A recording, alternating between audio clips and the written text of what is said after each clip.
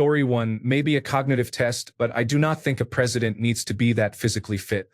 It sets a good example if they are, but it should not be a requirement. Story 2, the house is on fire. Do you think parents should have to pass a driving test before being able to have children? That is how I see this inane question. Story 3, no, that's just silly. Someone's fitness, while important, is not something that should be required to lead the country. Oh, you're in a wheelchair? Well, now you can't be president. Oh, you lost an arm serving the country? Hope you like being unemployed. Story 4, I do not like Donald Trump, but his weight is not an issue. If there were a decent person who was the president of the United States and happened to be overweight, I would be okay with them.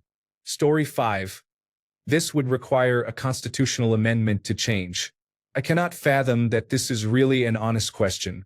Would you really want to exclude presidents you like but could not pass a fitness test? Story 6, mental fitness, yes. To illustrate, Franklin Delano Roosevelt could barely walk due to poliomyelitis, but led the country out of the Great Depression and through World War II. Story 7, the president must pass an election to become president. Any other test is likely to be used to disenfranchise people. For example, literacy tests were used to prevent black people from voting in the southern United States after Reconstruction. Story 8, fitter kids is a great thing, and not everything the president from the party you disfavor does is bad. There is also no paths. We did this in the 90s, and some people walked the mile. Story 9, this is one of the few decisions that I actually support. The United States has an enormous obesity issue. Healthier kids can only be a good thing.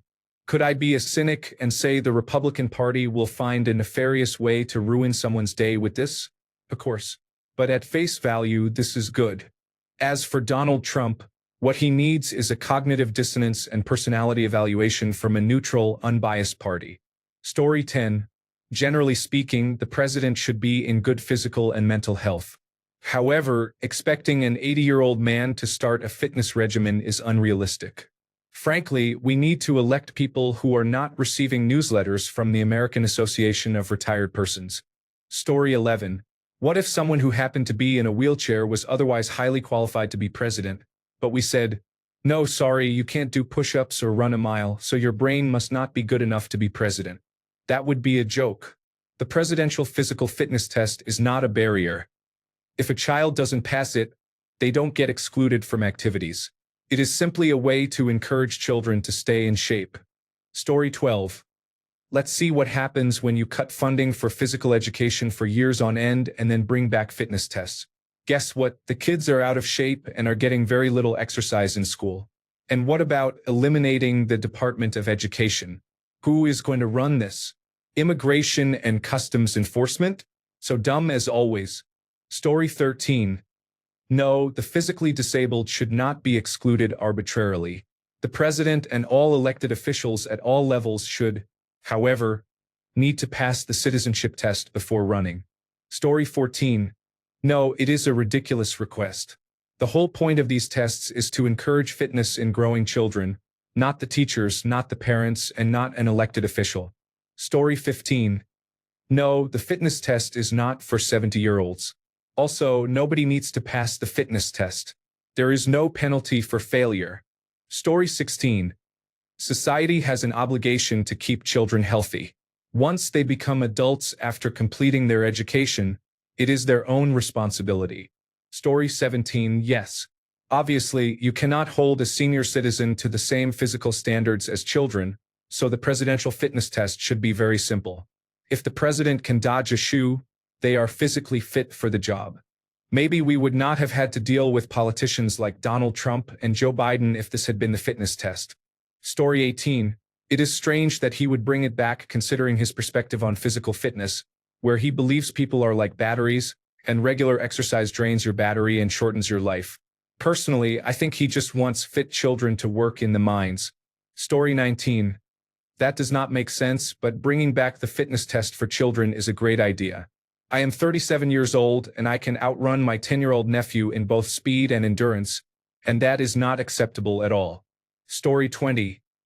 Bring it back, just not the old shame fest. Focus on personal progress, private results, and adaptations for all children. Fun physical education, better lunches, and safe play spaces, or it is just another test. Story 21. It is not really a test. I did it when I was a child, and all you receive is a piece of paper with a fake signature thanking you for participating. A child who is not already active will not be motivated by a piece of paper. Story 22. I did the presidential fitness test as a child and it was easy for me. However, it is unfair for children who are physically behind. Additionally, the president who consumes unhealthy food could not pass the test himself. Story 23. No. Presidents should be well-rounded but not overweight. Winston Churchill, for example. I think a William Howard Taft build is acceptable if they are cheerful. Story 24. There are only 3 requirements. 1. Be at least 35 years of age. 2. Be a natural-born citizen. 3. Be a resident for at least 14 years. Story 25. Of course not. I am confused by the uproar over bringing back the test. Encouraging physical activity is a good thing. Donald Trump can do good things sometimes. We should focus on the actual bad things he does rather than trying to twist every single thing he does to make it seem bad. Story 26. Physical? No. I had to deal with this in the Navy. Losing a rockstar radar technician because he cannot run 1.5 miles fast enough, despite the fact that the ship is only 400 feet long and he can do his entire job sitting down in a chair, is extremely frustrating. Story 27. Nothing conveys fitness like a 79-year-old man with heart failure, a former professional wrestler who has had open-heart surgery due to serious steroid abuse, and a former professional football player who was convicted of inappropriate conduct with children. Story 28. You would not believe him if he said he had, and he would only cheat anyway. It is probably best to keep him away from children as well. Story 29. Look at George W. Bush, probably the most fit president in modern history. He ran miles every day, completed a marathon, did not smoke cigarettes, and had Marines accompany him on his morning exercise because the United States Secret Service could not keep up in really hot weather. Story 30. No, this test is a waste of time for everyone. It is completely performative and yet another attempt to make people forget the Epstein list. Story 31. IQ test, cognitive test, age under 60, some form of mental health evaluation for all judges, Congress, state legislatures, governors, presidents, and others. It is not just one person at the top causing problems. It takes a collective effort. Story 32. I think a cognitive test and a morality test are far more important than a physical test for an adult. For children, it makes sense to identify any serious health issues before they become lifelong burdens. Does it usually work out that way? No, because people can be difficult. However, for the president, there should be a requirement to pass a rigorous cognitive test and a thorough morality test. One important question is, what limits do you have regarding accidental loss of innocent human life? If, like the current president, the answer is none, then they should fail and not be president. Story 33. Rigorous cognitive test. Sure, the president does not have to be physically fit. However, for law enforcement in the United States in particular, there is a high number of out-of-shape, portly officers, at least in my city. Since the police force seems to want to militarize itself, it might as well enforce a strict annual fitness test that must be met, just like the military does. Story 34. I think a president should first pass tests for mental stability, education, and no history of fraud or assault convictions. Passing a physical capability test is a bonus. Story 35. I remember kids receiving these in the early 1980s when I was in elementary school. I was not good enough. Story 36. I had no idea that they had done away with those tests. My son had them just a few years ago when he was still in school and did very well, just as I did when I was young. Athletic kids always looked forward to them. Story 37. I do not know about that, but going out of his way to bring a sex offender, who was placed on the list for sexually assaulting a 16-year-old who was being trafficked, to be on the Council of Sports, Fitness, and Nutrition for Kids seems like another negative mark in Donald Trump's second-term decisions. There are certainly many sex trafficking offenders around the president for someone who is supposedly part of Jeffrey Epstein's big, important list. Story 38. Yes. A leader needs to be intelligent, charismatic, and agile. This would help in selecting better leaders.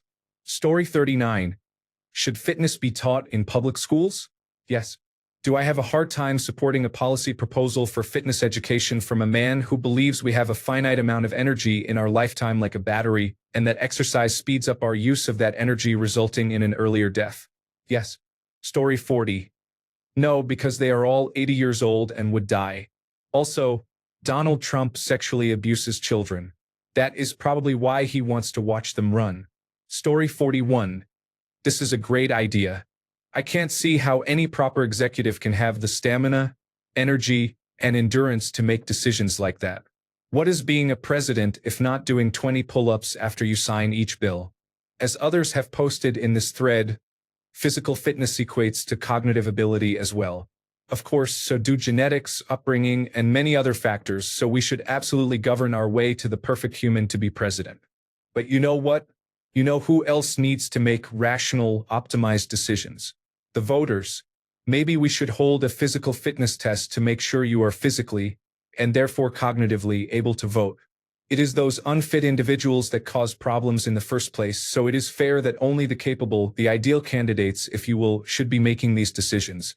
And let's exclude all older individuals. Clearly, people over the age of 65 no longer have a stake in our future, but let's set that limit just in case.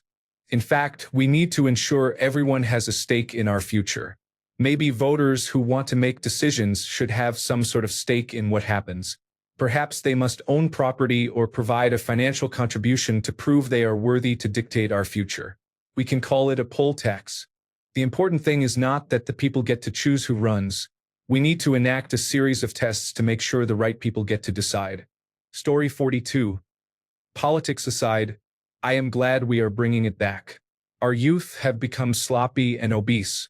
Fixing that is a good goal. I was not harmed by earning those certificates and patches in the 1980s. I bet my mother still has them in a drawer somewhere. Story 43. I think children's health is extremely important. That is pretty much it. I believe it is a good initiative if implemented properly and tactfully. The president should be mentally sound above all else. Physical fitness is an added bonus. This is because we do not elect presidents to run miles. We elect them to run the country. Story 44. At least a mental fitness test is necessary. We do not want a person with mental instability or someone suffering from dementia to have access to nuclear weapons. Story 45. Did you hear? He is the fittest man on the planet. The only way he could be fitter is if he stopped slouching, making his 6 feet 5 inches frame look like he is only 5 feet 10 inches. Story 46. No. However, I believe a comprehensive physical and mental examination should be conducted and made public for anyone running for president. This should be done by a neutral team of doctors, not a hand-picked selection. Story 47. I thought they just had to pass the mark set by the president, such as a 40-minute mile, 3 push-ups, an arm hang of 0.01 seconds, and eating about 15 Big Macs in one day. Story 48. No, that's silly. Come on now. The only test is if they meet the requirements laid out in the Constitution and if enough people voted for them. Story 49. Probably not the fitness test, but certainly a fitness test that gets administered on live television. It was previously assumed that the assessment would be conducted by the voters, who could easily prevent a corrupt, dementia-affected rapist and traitor from being elected, but that turned out to be a false assumption. Mental fitness is paramount when assuming the amount of power that an office like the President of the United States has. Story 50. I think the president should at least make it look like they have good health habits if they are doing that. Story 51. I am a relatively healthy man in my 40s. I play ice hockey, work out, and golf. However, I do not think I can do the number of squat thrusts I had to do to pass the test when I was in school. I would probably die trying. Story 52. No. The minimum age to run for President of the United States is 35. Therefore, if only people who could pass a fitness test intended for teenagers were allowed, it would be hard to find any candidates. Story 53. Our glorious leader can pass any fitness test. He weighs 230 pounds and is 6 feet 3 inches tall with raw, lean muscle. Just look at his golf swing. Do not question it. Story 54. Absolutely. They should prove the ability to run a mile in under 10 minutes, do 20 push-ups in less than 5 minutes, stop the war in Ukraine within 24 hours, bring grocery prices down on the first day, and run from accountability for their entire lives. Story 55. I think a fitness test should not be required because there are disabled people who can lead and think very well. However, a medical test should be required before running for office. Story 56. I always find these types of qualification questions silly because it really comes down to, the candidate I do not like should have been disqualified so my candidate who lost would have won. I like to turn this around and ask all of you, would you have voted for the other candidate if your preferred candidate had failed this test and the other had passed? Story 57. Generally speaking, no. However, any laws or regulations imposed on citizens should be applied more strictly to lawmakers and enforcers, and should include treble damages and maximum sentences as a minimum. Wouldn't this be a Department of Energy policy? What about states being responsible for health and wellness? These individuals are the most logically inconsistent people ever. Story 58. The fitness test is pointless. This is just a lesser executive order to distract from the Epstein files. I failed every time, yet I graduated. I still cannot do a pull-up. Story 59. I do not really care. Age is more of an issue than fitness, as long as they are not morbidly obese to the point where we have to spend millions of dollars retrofitting cars, planes, helicopters, and other vehicles. Story 60. Physical fitness and health in America is at an all-time low. Any smart person would agree that children need to be running around more and burning their energy instead of doom scrolling and comparing themselves on social media. This should be a very straightforward bipartisan issue. Story 61. He cannot even pass the do not hire a sexual deviant to oversee children's fitness test. I swear to God he is doing this to rub it in everyone's face. Story 62. It was never a test, there was no failing, and it meant nothing. Bringing back something that did nothing sounds typical for the White House. Story 63. Presidents should definitely have to pass some kind of test, but a mental one and maybe a civics one. Physically, as long as they are not dying, it does not really matter. As far as a fitness test for children, I am not sure. However, children do need more activity. I have not researched the history of the presidential fitness exam or whether there was a compelling reason to eliminate it. Overall, encouraging children to eat well and be active should be a bipartisan issue. I would go further and guarantee access to healthy foods, vaccines, and medical care, but unfortunately, that may not be bipartisan. Story 64. No. I feel the well-being of America's youth is far more important than the fitness of an older person who has lived more than 75% of their life. I understand there may be a feeling of hypocrisy, but encouraging youth to get active is a positive message, regardless of who delivers it. Story 65. Mental fitness is important. Yearly checks by a qualified doctor, agreed upon by both parties, help prevent issues like the ones seen with Donald Trump's doctor. Story 66. No, I do not care how many push-ups a president can do. I need them to be mentally stable and intelligent. Test for that instead of physical strength or appearance. Story 67. I know Donald Trump has done many inappropriate things, and that is putting it lightly, but why are we discussing this? The White House has serious issues and people are worried about the fitness test. I did it when I was a kid, and this country has a high obesity rate, so what is the harm? Story 68. No, because it would demoralize the nation to see how unfit the president-elects are.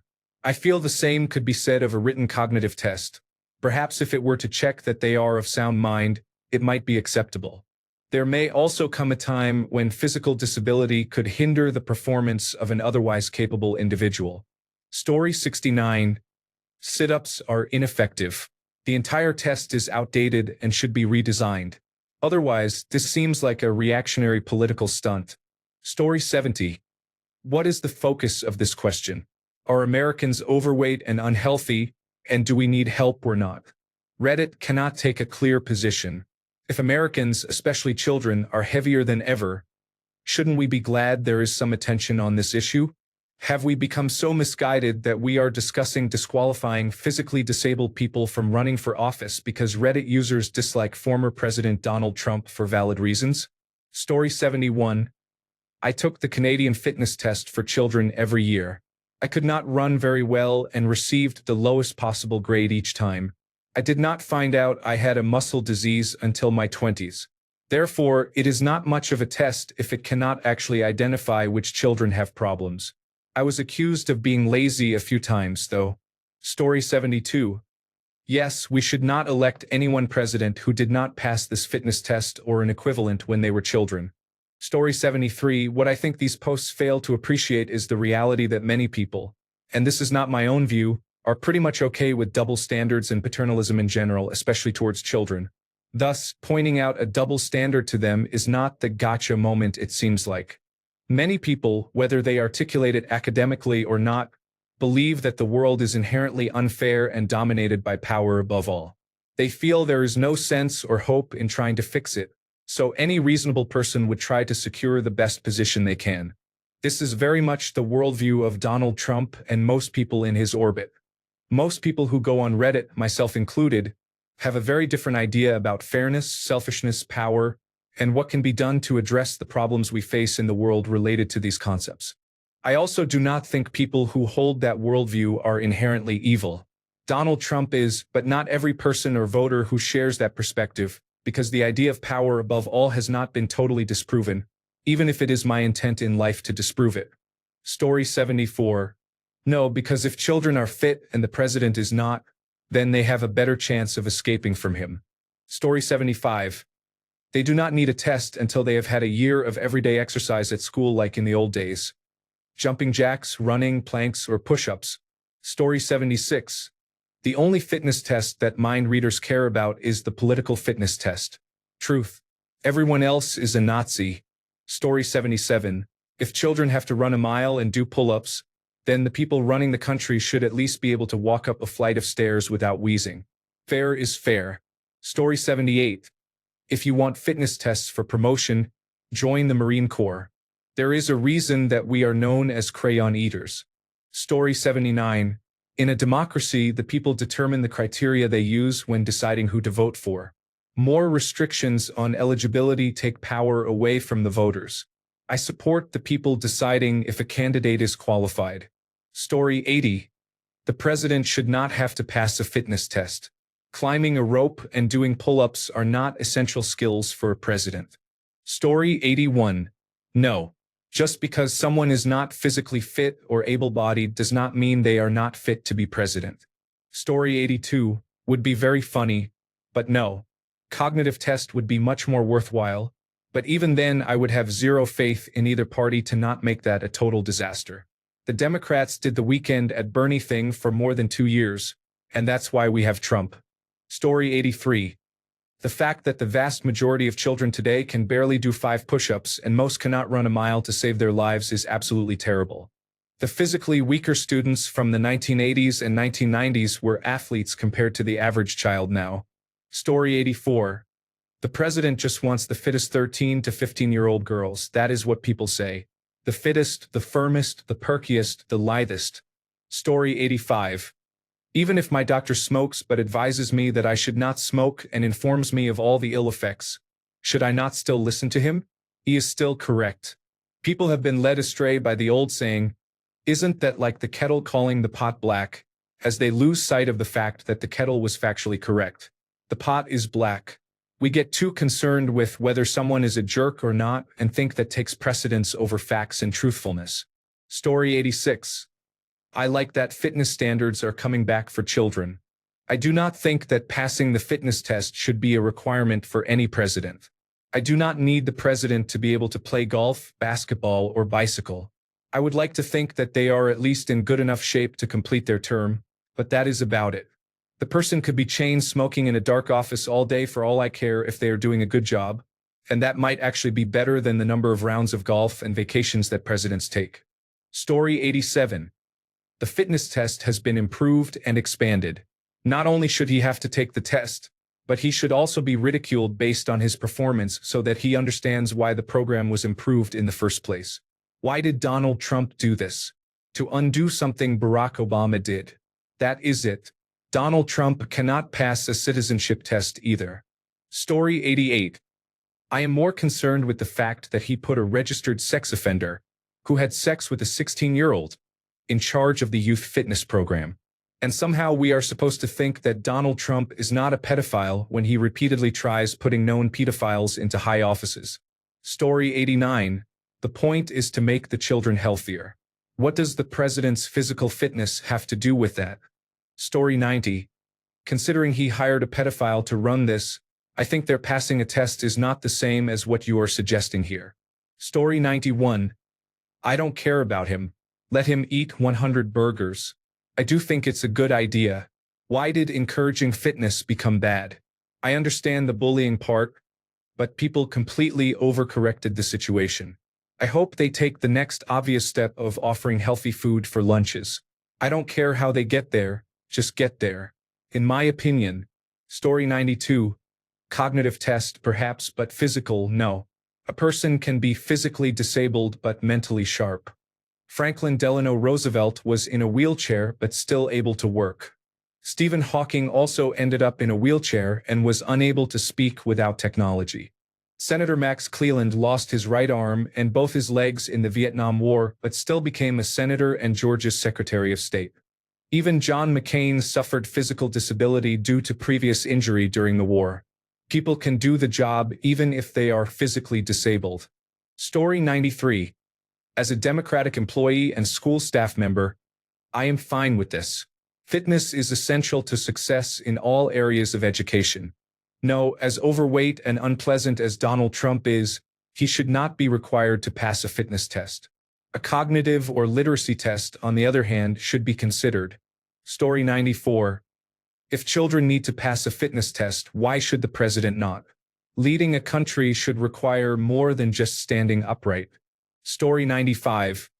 Isn't the fact that this is about military readiness more concerning than the appearance of those in office? Story 96. This is an inadequate policy. Not everyone can pass a fitness test, but this does not demonstrate their capability for anything other than running. Story 97. Running for office is about intelligence more than physical fitness, but I do think it would be a good thing to implement in schools. I remember eating pizza every day in middle school through high school. Story 98. Honestly, yes. If children are expected to meet basic fitness standards, then the people leading them should as well. Lead by example. Story 99. Mental fitness is definitely important. Physical fitness? Let's just say I wouldn't mind if Stephen Hawking spent some time as president. He was not exactly running marathons by the time he passed away. Story 100. Children do not actually need to pass the test to graduate to the next grade, so I am not sure the comparison makes sense. I suppose if a candidate wants to do it, we can present them with the small blue patch that was previously given. Story 101. No, because that would be physically ableist, and we do not want to disqualify someone who is perfectly capable of doing a predominantly mentally taxing job even if they have physical disabilities. Giving them a mental fitness test, however. Story 102. To be fair, Americans consume chemicals, watch animation, and play video games all day. Politics aside, exercise is desperately needed. Story 103. No, he was duly elected. It is not like Americans do not have eyes or have never had an opportunity to see him. Story 104. Is it bad to try to help our children be more physically healthy and fit? No, do not try to make it political. I remember this as a child, and it was pretty fun then. It motivated many of us to exercise with push-ups and sit-ups, activities we would not have done otherwise, to prepare for testing and field days. Story 105. The fitness test is a military recruitment tool. It is designed to ensure that students graduating from high school are physically fit enough to enlist. Story 106. Yes, because asking that person to exercise that much would likely cause the heart attack we are waiting for. Story 107. No, because as long as you are mentally fit, you can do the job. What any person seeking the highest office in the free world should consider is what 4 years of chronic stress will do to the mind and body. Look at pictures of presidents when they started their term, and then after their term ended. Abraham Lincoln looked as if he never got a decent night's sleep during the Civil War years. Story 108. Part of me loves the idea of a presidential fitness test. Not just for laughs, but because being in charge of a whole country is a lot. Mental sharpness, stamina, all that. Your body needs to keep up. But then again, politics is messy. We have much bigger problems than abdominal muscles. Story 109. Bringing back? Last year, I finished teaching physical education for 2 years as I transitioned to retirement. We completed the full fitness test both years and reported the results. Story 110. Kind of off topic, but that experience made me hate exercise a lot. I am just now, at 26, starting to exercise in a fun way that I enjoy. I wonder if that is a personal thing or if there are others who feel the same. Story 111.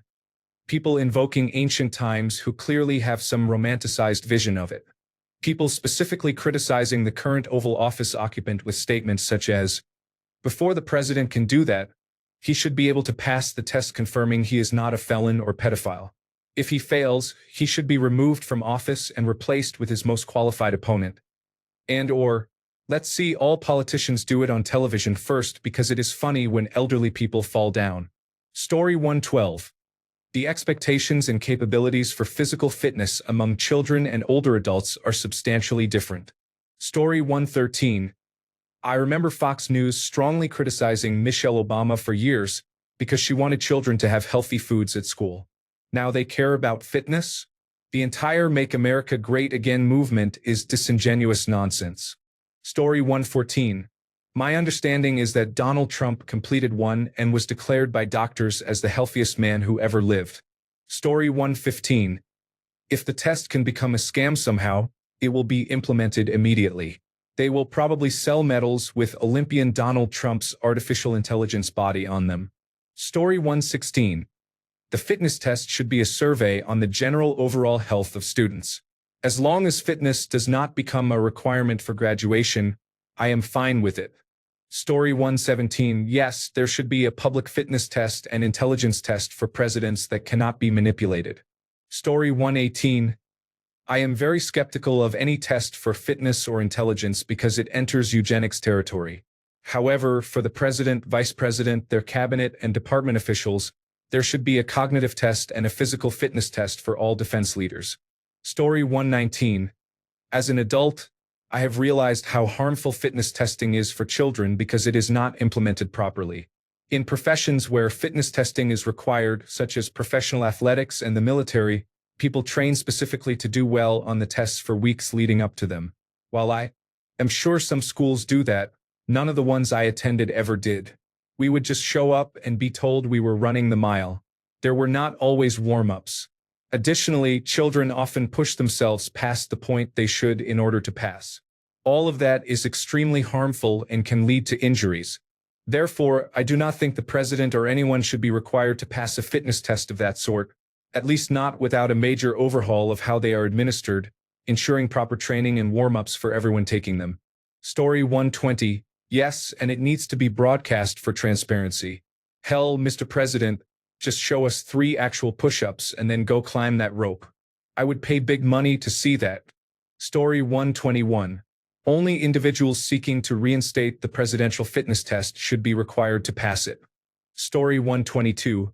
No, but they should have a complete neuropsychological evaluation and physical exam that is released before the first primaries. Then it should be done again in October. There should be a field day for Congress every year where we can see how every member performs in the activities. Anyone who falls and breaks their hip during the tug-of-war is removed from office due to age. Thanks a bunch for sticking around till the end of the video. Remember to subscribe, and until next time, stay awesome and goodbye.